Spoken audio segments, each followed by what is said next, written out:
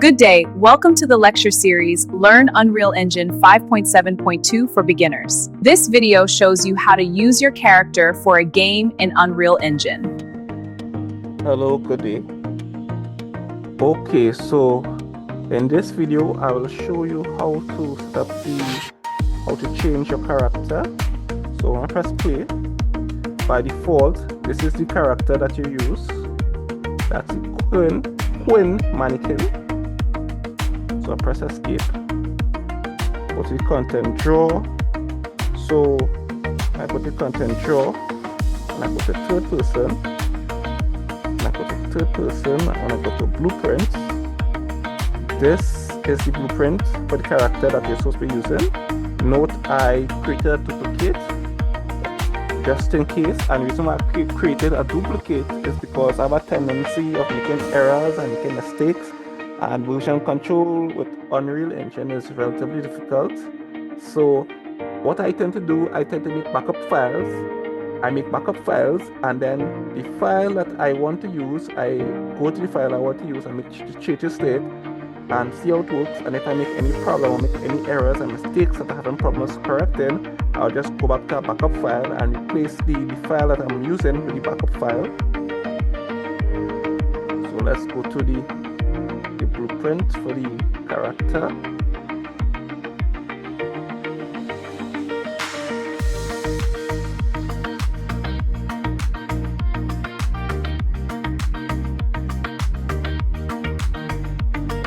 So you need to go to viewport. This is the capsule. This is the capsule component for this character. The capsule is like, let's say, a collision object. It controls the movement, it controls going forward, backward, up, down, etc. This controls the movement for the character. What the person, when someone is playing a game, what they see is the mesh. They see the mesh, and associated with each mesh is a series of animations. So as you're running, you're jumping, you're walking, you're attacking, etc. There are animations. You see the animations, but the animations don't actually perform the action. The animations don't actually collide with any object. What collides with the object is the capsule component. That's this here. Think of it like, let's say, an invisible force field. Then we have the arrow component here. That's the direction your character looks at by default. Then we have a camera. This is the camera that follows this character. So let's go back to the mesh. When you're playing Unreal, any game in Unreal, and go playing in third person mode, this is the mesh you see. You can change the mesh. So by default, it's the woman, that's Quinn. You can change it to Manny. So I press compile, minimize, press play, and now we are controlling Manny. Now for Manny and for Quinn, because these two meshes were built in Unreal, were built for Unreal, they use the same animation blueprint. So the same animation blueprint will work. Let's go back to the animation. They will use this same animation blueprint. That's the ABP underscore unarmed animation blueprint. They use this animation blueprint. How I found it is that I click here. So anytime you want to find an asset in Unreal, click this, browse to asset in content browser. So the content browser is also the content drawer. So you see here, content drawer, but when you see here, it's my content browser. So it's really the same thing. This is the blueprint associated with this character. So what we're going to do in this tutorial, we're going to change the mesh. We will change the mesh to the character of our choice. So let's just go back to the Quinn, the default. We press compile, we press save.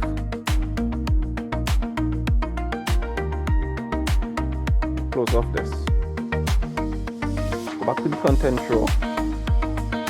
Go to all content, go back to third person, go to blueprints. Now this is the default blueprint that we're using. We do not want to use this blueprint.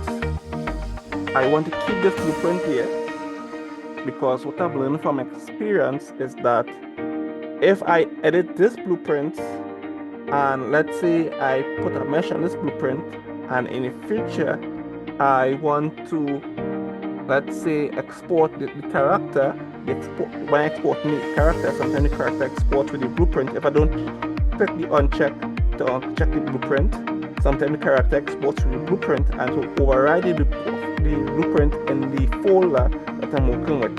And it's a lot of work to actually reset it and get it back to the original default blueprint, well, at least from my perspective. So I will just click this, press Ctrl D, and I'll call this blueprint my character. Call this my character blueprint. So this is the default blueprint that you'll be using. I can delete this because I will not be working with this. This is the default blueprint that you'll be using, and this is the blueprint that I just created.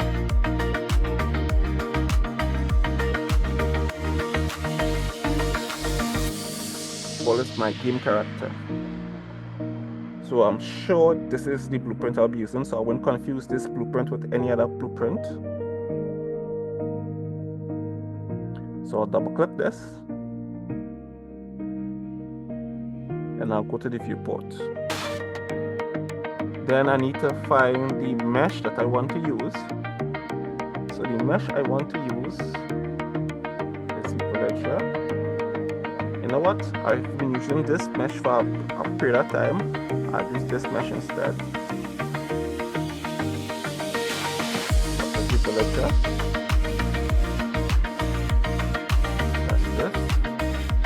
Now replace the default mesh with this, but you could see it's a little too big based on the capsule, so I need to scale the mesh. So I need to scale. Let's see, carry this to 0.6. Just enter. Okay, it's a bit too small. 0.75. This is more feasible.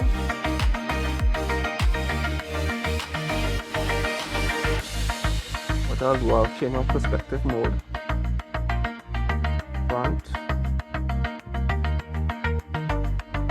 left, scroll up.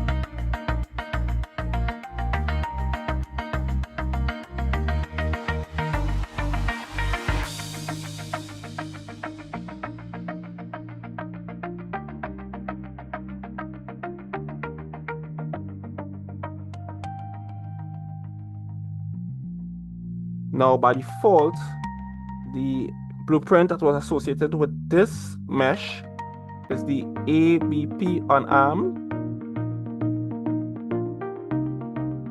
Was this blueprint here? So what we'll do, we will clear this animation blueprint. So press this and clear this animation blueprint. And by clearing this, we can now choose the animation blueprint that we want associated with this character. But right now, there's no animation blueprint that we want to use associated with this character. So we need to create an animation blueprint for this character.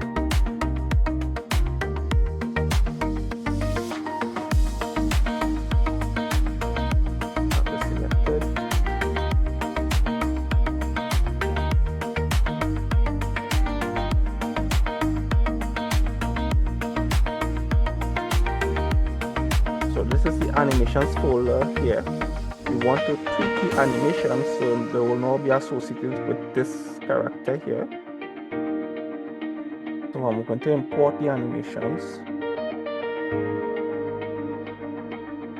So what I did, I just right click, create a folder, I create a new folder, and I name the new folder animations, and I'm going to import them into here.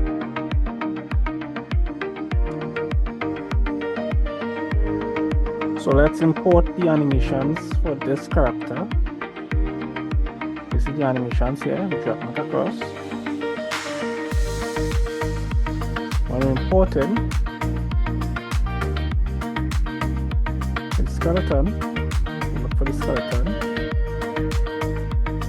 Shows the skeleton, the ranger.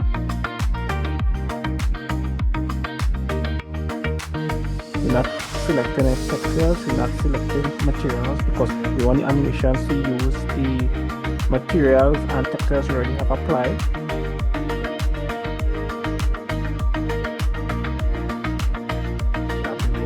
Skeleton selected. Let's import.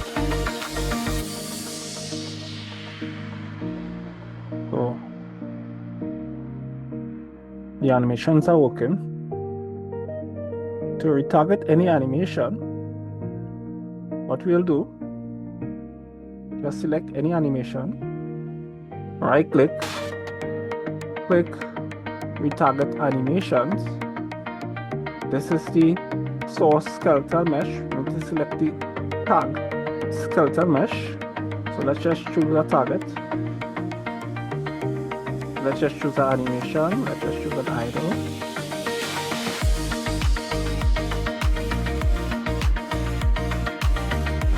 Double click, so the animation is being applied in, and then you can export the animation to where you want.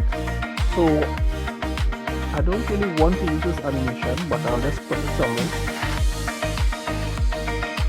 I'm putting the animation in this folder, to tap the animation, press export, export.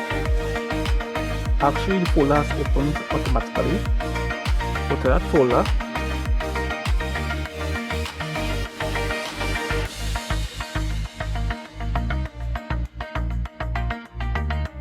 So now zoom up the character here.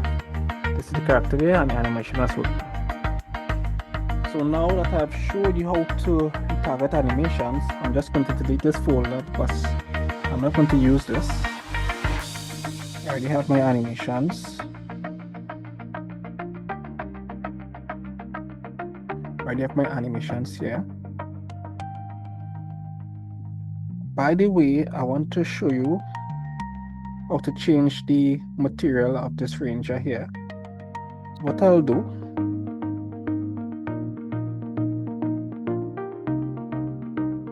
material, ranger, robe, material. So what I'll do, I'll go back in the robe. Text here, press Ctrl C, copy, go to ranger,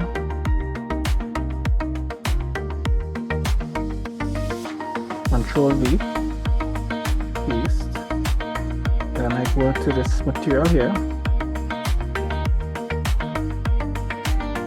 and I can grab these two materials. This one is rogue texture. This one is the ranger texture. How I know this is the ranger texture? Because when I select this, I can see ranger texture here. When I select this, I can see rogue texture there. So if I want the character to now have the color scheme for the rogue, what I do, I drag this here, I press apply, then I go to the character here and just sure this material is selected. Then I just press this and you see the ranger looks like this. And if I want to look the other way, I can either change the material or I could just go back in the ranger material, press Alt and move this, press apply. The ranger has changed color and press save because Unreal Engine likes a cache and should always save.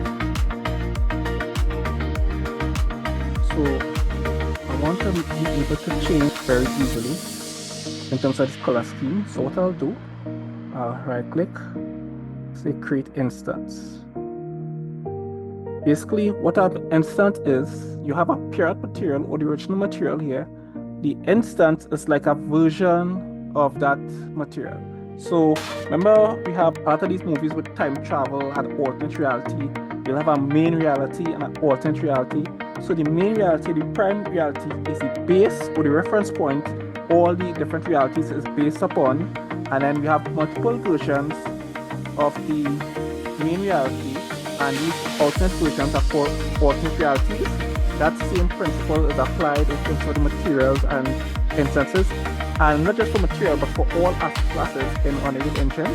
So we have a main version or the parent version, which is the original version, and then you can create an instance which is an alternate version of the original material.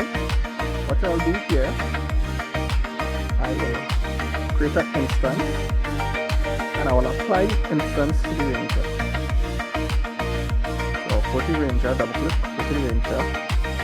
In terms of material, I'll apply the instance, I'll copy the instance and apply the instance. So click this, so the instance is now applied. And the reason why I did this is so because I can create a variable in the main material, and then when the variable is created, I can easily manipulate the variable values in the instance material. And by doing this, I could just click a button and I could just change between different types of colors. So I'll show you what I'll do. So now that we have the original material, this is the original material here, and we have the instance.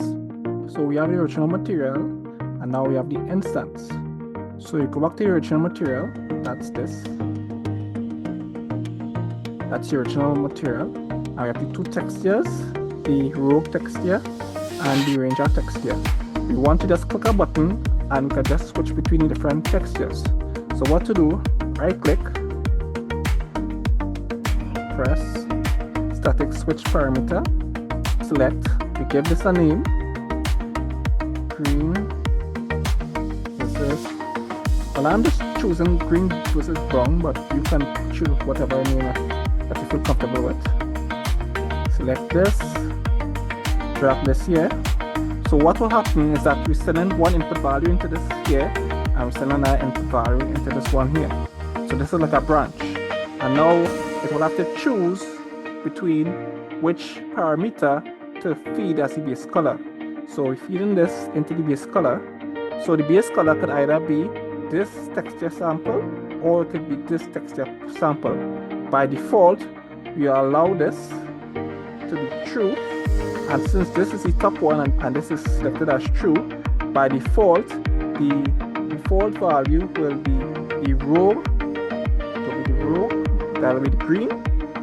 So by default the character will be green, and if we click, so I can click this, we press apply, and then when we go to instance, there will now be a variable green versus brown. So when you click this button here, you can now see, you can, if this button true is selected, by default the character will be green. So when you click the character here, by default we'll have this green something around the neck, like a bandana, and we'll have brown around it. And if you pick up this, press save, go back here. Now the thing on this neck is blue. This is a kind of cream color. This t-shirt is cream. This color has changed. So this is just a simple way to change colors of the character. Well, I just put in this, maybe when you're playing a game, you might have a character, you might go through some kind of prop, maybe some kind of power-up or some kind of thing like so. And when you go through the prop, it might change in terms of color, and then you might be able to do some kind of special move. So this is an easy way to do that. That's the character here. So let's now go back to the game and let's press play. So you press play, and this is the default character that is moving. We want to use our character. So to do that, press escape, and we need to go to the world settings. Now you can just go here to the world settings directly, or you can go to window, select world settings, and will automatically send it to the side here. So when you go to world settings, by default it has game mode by default is this PP third person game mode. But of course we could create a new game mode and change this, but we have not done that as yet. What we can do is go here, and by default the pawn is using this PP third person character. This is the default pawn that comes for this game mode. We can click this, and now we could use this one. This is the one that we created. Press save. Save. Press play. And there we have it. We have the character. Now the character has changed. It moves. It goes up, it goes down. But there's no animations for this character because we have not yet configured the animations for this character. So I'll show you how to do that next. But this video is growing rather long, so I'll end this video here, and in the next video I'll go in detail to show you how to configure the animations for this character. Well, that brings us to the end of today's lecture. Do you want to know more? Like and subscribe. You can also contact us, Impulse Response Enterprises Ltd.